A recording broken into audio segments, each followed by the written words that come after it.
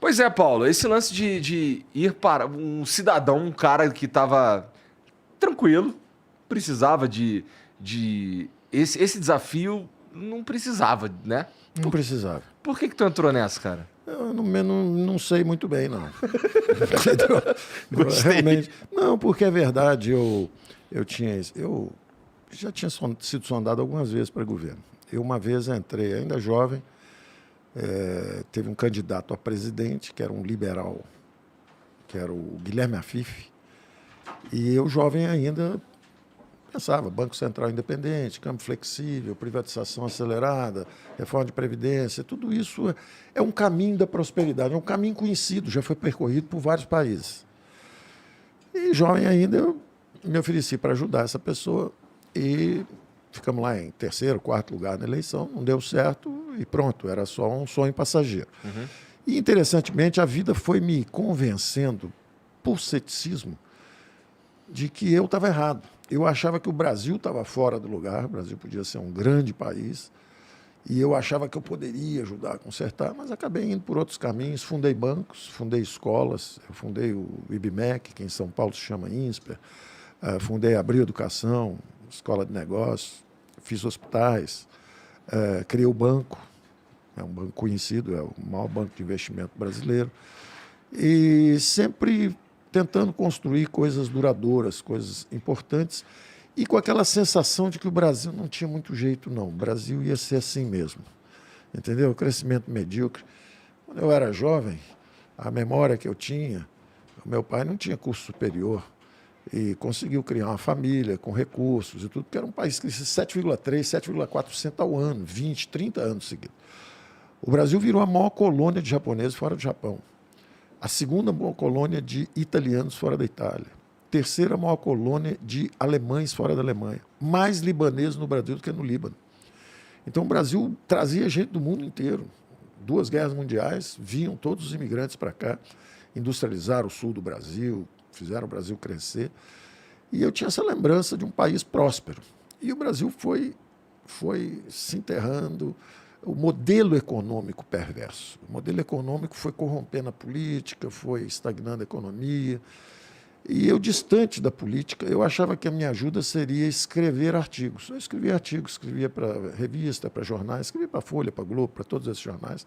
Passei anos escrevendo e achava que eu estava dando minha contribuição. De repente, por circunstâncias, acabei numa mesa conhecendo o presidente Bolsonaro. Na época ele era deputado, ele me chamava de professor, eu chamava de deputado.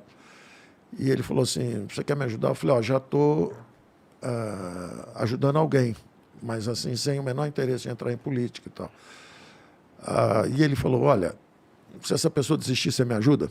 Que aí é o PT e eu estou do outro lado. Eu falei, sim, eu ajudo. E aí, com esse compromisso de eu ajudo, eu acabei entrando. E foi interessante, porque é o que eu digo, era uma aliança de liberais e conservadores, porque nós estávamos convencidos que o Brasil estava no caminho da miséria, o Brasil estava estagnado.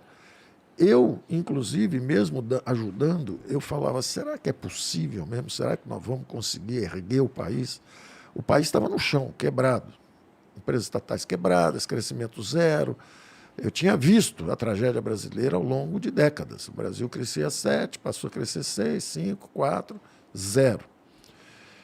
E um ceticismo geral, eu entrei meio conversando, ajudando, de repente, quando vi, já estava lá dentro, estava ajudando uma outra pessoa, quando vi, já estava lá dentro.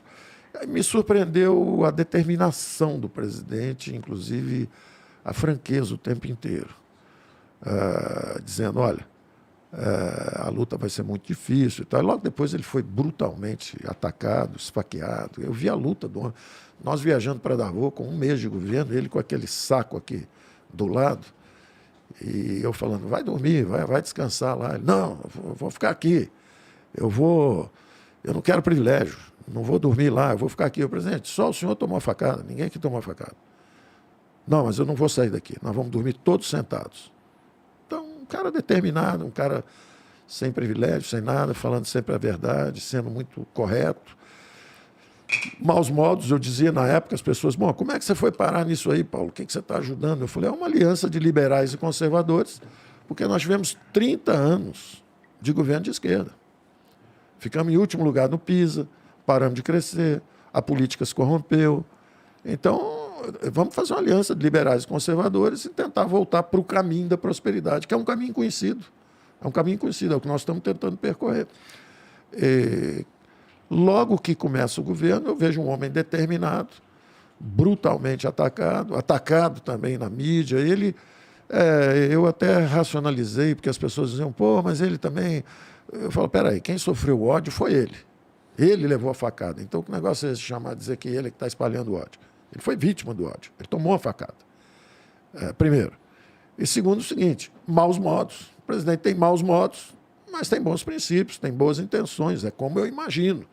Então, logo no começo, nosso relacionamento inicial foi um olhar para o outro, ele confiou em mim para tocar a economia, e eu falei, bom, política eu não entendo muito, vamos ver se ele cuida dessa parte. Então, foi assim que nós acabamos começando a trabalhar juntos. Fizemos um primeiro ano com reformas, a coisa estava mais ou menos andando, começamos a levantar o Brasil estava no chão, nós começamos a levantar o Brasil. Sofremos a crise hídrica, sofremos a crise que houve lá com o colapso da Argentina, 40% das nossas exportações industriais, São Paulo principalmente, iam para a Argentina. Ao mesmo tempo, aconteceu Brumadinho. Brumadinho nos tirou também 0,3, 0,4 de crescimento do PIB. Então, nós fomos atingidos por 2 ou 3 acidentes assim, econômicos fulminantes. E, mesmo assim, nós, no primeiro trimestre de 2020, o Brasil estava começando a decolar. Até agora, nós não tínhamos conseguido bater a arrecadação no início de 2020, que era sinal que a economia já estava começando a decolar. Nosso plano originário era crescer 1% no primeiro ano, fazia as reformas, 2% no segundo ano, ia acelerando, 3,5%, já estávamos o Brasil já no caminho da prosperidade, recuperando sua dinâmica de crescimento.